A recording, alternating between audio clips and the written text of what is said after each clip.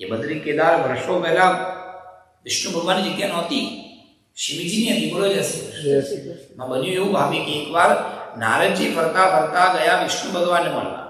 ભગવાન તો શેષ અહીંયા પર સુતા કે પ્રભુ તમે આ સુતા રહો, પત્ની તમારા પગ દબાય કરે, લોકો તમારાથી શું શીખશે? કંઈ સાધના પૂજા કરો, જપ અનુષ્ઠાન કરો.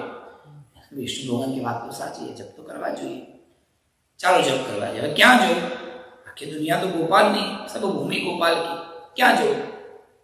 ભગવાને ગૂગલમાં સર્ચ કર્યું, ધ બેસ્ટ પોઈન્ટ ફોર તપસ્યા નિયર બાય મી. બોલો જય શ્રી કૃષ્ણ.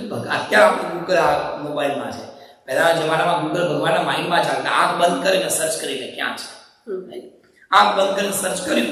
હવે દુનિયામાં કેવું કે ભાઈ આ કોકે સાધના કરી હોય તો એ પોપઅપ થાય ને, કોકે પોઈન્ટ કર્યું હોય એમાં. એટલે એક જગ્યા એવી હતી, અલકનંદા નદીના તટ પર નર નારાયણ પર્વતની બરાબર વચ્ચે. એક બાજુ નર પર્વત, એક બાજુ નારાયણ પર્વત. એ બંનેની વચ્ચેથી અલકનંદા નદી નીકળે, કલકલ વહેતી વહેતી. એ બંનેની વચ્ચે સુંદર બે કુંડ, ગરમ પાણીના કુંડ. એટલી બધી ઠંડી હોય એમાં ગરમ ગરમ પાણી તમને મળે એવી એક સુંદર જગ્યા. અને એ બંને પર્વતોની બરાબર વચ્ચે એક નાનકડી ઝૂંપડી. એ ઝૂંપડીમાં શિવ અને પાર્વતી બંને બેઠા બેઠા સાધનામાં હતા.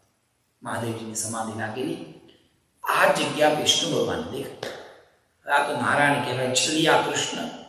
એટલે ભગવાન આયા, દરવાજો ખખડાયો નહીં, પણ બહાર નાનું બાળક બની બેસી ગયા.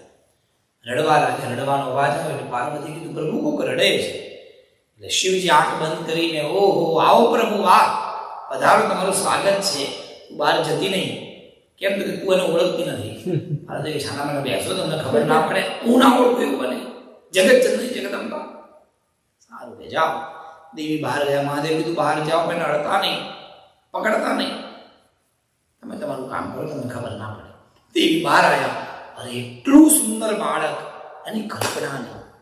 પ્રભુ બાળક બહુ જ સુંદર છે.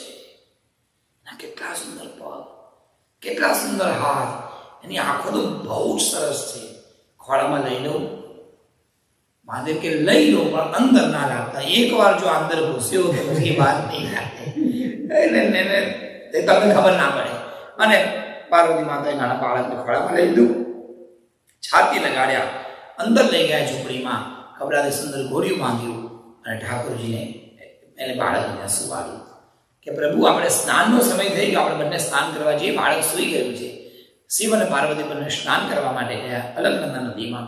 દરવાજો આડો કરીને ગયા, દર્શન સ્નાન કરીને પાછા આવ્યા. દરવાજો ખોલવા જાય તો દરવાજો અંદરથી બંધ. બોલો કોણ છે અંદર? અંદરથી જવાબ આવ્યો, હવે બીજી જગ્યા પ્રભુ શોધી લો, હું સમાધિમાં અહીંયા બેસું છું. પાર્વતી કે તમને કોણ છે અંદર? મહાદેવજી કીધું આ તો મારા પ્રભુ છે, મારા આરાધ્ય છે, એને આપણી જગ્યા ગમી ગઈ તો આપણે જગ્યા લઈ લીધી. પણ પહેલા કહેવાય ને કે મેં 3 વાર કીધું, સાંભળે તો ને, સાંભળે નહીં તો શું કરવાનું? હવે કઈ નહીં કે આપણે હવે પર્વતની પેલી બાજુ જતા રહીએ, આપણે ત્યાં સમાધિ કરીશું. પર્વતની પેલી બાજુ સમાધિ કરવા માટે શિવ પાર્વતી ગયા. જ્યાં પાણી જાય અને પાણી સુકાઈ ગયા પછી જે રસ્તો બની ગયો એને ગુજરાતીમાં કેડી કહેવાય અને સંસ્કૃતમાં એને કેદાર કહેવાય. કેડીમાંથી, કેદારમાંથી ચાલતા ચાલતા ચાલતા શિવ પાર્વતી પર્વતની પેલી બાજુ ગયા. જ્યાં બેઠા કેદારમાં થઈને ગયા હતા એટલે એ જગ્યાનું નામ પડ્યું કેદારનાથ. શિવ પર્વત છે, પર્વતની પેલી બાજુ કેદારનાથ છે. અલકનંદાની બાજુમાં આ બાજુ જે જગ્યાએ શિવજી તપ કરતા હતા એ જગ્યા ભગવાને બચાવી પાડી કૃષ્ણ. અને ત્યાં સમાધિ કરવા બેઠા. 4-5 મહિના ગયા. લક્ષ્મીજી ક્યાં ગયા આયા કેમ નહીં? લાવો તપાસ કરું. એટલે તપાસ કરવા માટે આયા. અલકનંદાના તટ પર જોયું તો નારાયણ ભગવાન ચતુર્ભુજ સ્વરૂપમાં બેસી અને સમાધિમાં બેઠા હતા. પરોઠી વાળી પદ્માસન. આઈ પણ બદ્રી દર્શન કરવા પદ્માસન વાળા ભગવાન દેખાય. પદ્માસનમાં બેઠેલા, સમાધિમાં બેઠેલા વિષ્ણુ ભગવાનનું સ્વરૂપ જોયું. પણ છાપરા ઉપરથી 0-0-0-0 બરફ પડે ભગવાનની ઉપર. એટલે લક્ષ્મીજીને આપણે જો પ્રભુ પર બહુ બરફ પડશે તો એમની સમાધિ તૂટી જશે. એટલે લક્ષ્મીજી બોરડીનું ઝાડ બની ગયા ઝૂંપડીની ઉપર અને આખું છાંયડો કરી દીધો કે બરફ ઉપર પડે નહીં. બોરડીને સંસ્કૃતમાં બદ્રી કહેવાય. બહાર છે બદ્રી, અંદર બેઠા છે નારાયણ, એટલે જગ્યાનું નામ પડ્યું બદ્રી નારાયણ. બોલો બદ્રી નારાયણ ભગવાન. તીર્થની મહિમા છે. પણ એ તીર્થની સાથે સાથે એક વસ્તુ ભગવાને મૂકી છે. આવા તીર્થમાં જઈને જો વ્યક્તિ સાધના કરે, જપ કરે, તો એક મંત્રનું 1000 ગણું